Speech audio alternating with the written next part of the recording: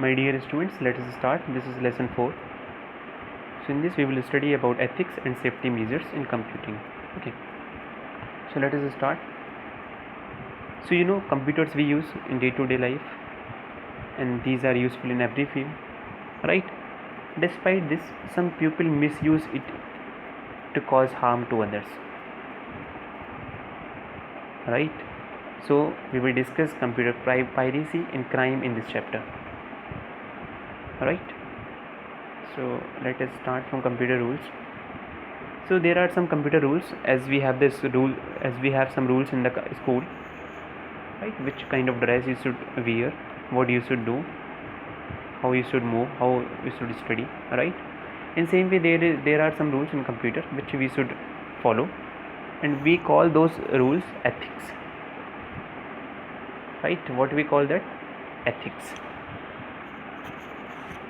So remember, if we violate these rules, so we are doing a crime. For that we are responsible. Okay. In same way, there are real kind of crimes. If we are stealing the data, this is also a crime. So we should follow some rules, right?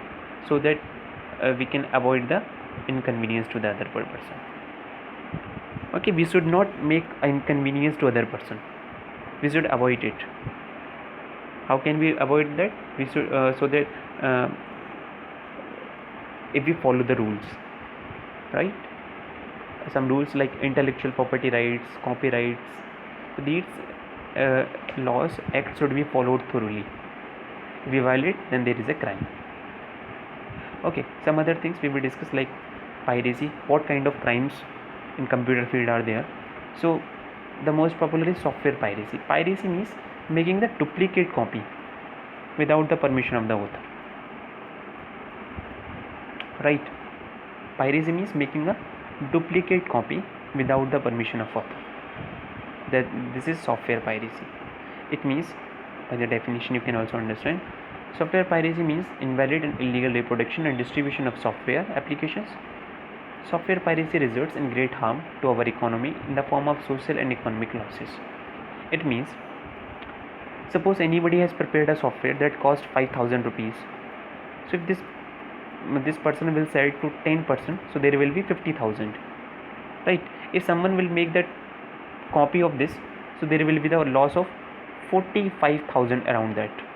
If that person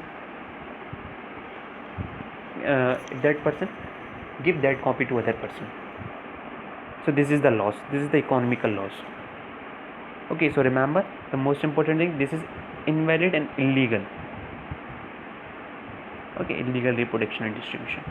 Illegal and invalid means without the permission of the author or developer. So some kinds of software piracy are in the computer field, like internet piracy, end user piracy, pre-installed piracy, pre-installed software piracy, counterfeiting. So let us discuss that. What is internet piracy? It refers to the illegal download of copies on the internet. What it refers to illegal download of copies on the internet. End user piracy refers to copyright of a software without a valid license.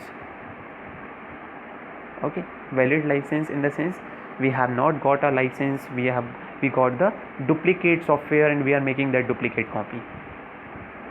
Okay.